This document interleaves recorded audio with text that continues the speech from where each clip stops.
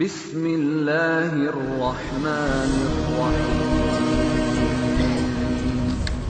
তো বলছেন কুল্লু বেদাতুন দালালা, বেদাত তো সাইয়া আছে, আবার দলালা বেদাত হাসান আছে, এটা তো বুঝতে পারে পুরো। আচ্ছা, আমাদের ভাই বলতে চাইছিলেন যে হাদিস যা তিনি শুনছিলেন এখানে বলা আছে কুল্লু বেদাতুন দালালা, যে সকল বেদাতই কি ভ্রষ্টতা। যদি সকল বেদাতে ভ্রষ্টতা হয় তাহলে দেখা যায় যে দুনিয়াতে শোনা যায় যে বেদাতের মধ্যে কিছু আছে কি হাসানা, কিছু আছে কি সাইয়্যা। এবং তারা এটা বলতে গেলে হযরত ওমর রাদিয়াল্লাহু তাআলা আনহুর একটা কথা থেকে তারা প্রমাণ দিতে চেষ্টা করে। হযরত ওমর রাদিয়াল্লাহু তাআলা আনহুর যুগে তিনি কি করলেন, দেখলেন যে রমজানের মধ্যে তারাবির নামাজ, যেটাকে আমরা বলি কিয়ামুল লাইল, এই সময় সাহাবায়ে কেরাম একা একা এখানে এখানে মানে মানে বিশৃঙ্খল ভাবে পড়তেছে। তখন তিনি কি করলেন, সবাইকে একত্রিত করলেন। হযরত উবাই ইবনে কাব, তিনি একজন বিশিষ্ট সাহাবী ছিলেন, কেরাত পড়তেন ভালো, তো ওনাকে ইমাম বানাই দিয়ে সবাইকে ওনার অধীন করে দিলেন। এবং পাশাপাশি বললেন নি'মা আল বিদআতু হাযিহি, নি'মাতিল বিদআতু হাযিহি, বলতেছে এটা খুব ভালো একটা বেদাত। এটা হইতেছে আপনার শাব্দিক অর্থে বেদাত। এটা আপনি বিল্ডিং এর ক্ষেত্রে বলতে পারেন যে এটা একটা বেদাত, কারণ আগের যুগে ছিল না, এখন বর্তমানে আসছে।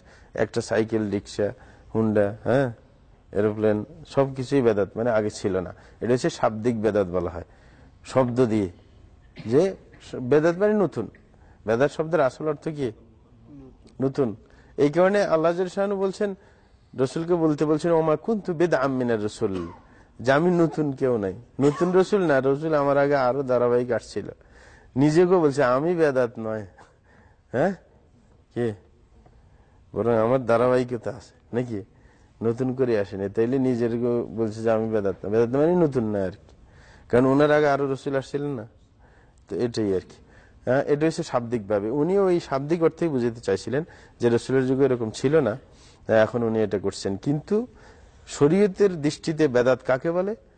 যে এমন নতুন শরীয়তের সংযোজন যেটার কোনো শরীয়তের কোনো প্রমাণ নেই, যে কোরআন হাদিস থেকে কোনো প্রমাণ নাই, এটাকে বেদাত বলে। কিন্তু এই সংজ্ঞায় এটা বেদাত হয় না, কারণ রাসূল আকরাম সাল্লাল্লাহু আলাইহি ওয়াসাল্লাম ওনার জীবদ্দশায় 3 দিন কি করছিলেন?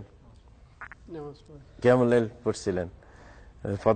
প্রথম রাত্রে কয়েকজন সাহাবাকে নিয়ে তিনি নামাজ পড়ছিলেন, পরের রাত্রে অনেক সাহাবায়ে কেরাম এসে গেছে খবর শুনি, তারপরে রাত্রে তো পুরো মসজিদে ভর্তি হয়ে গেছে।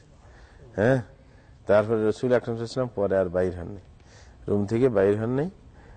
তখন ওরা চলে গেছেন এবং বলছেন যে আমি যদি এরকম পড়ি তোমাদেরকে নিয়ে, তাহলে এটা বাধ্যতামূলক করে দেওয়া হবে, তখন তোমরা পারবে না। কিন্তু এই কারণে এটা আপনাদের অনেকের জন্য কষ্টকর হয় না, যারা দোকানদারি করেন।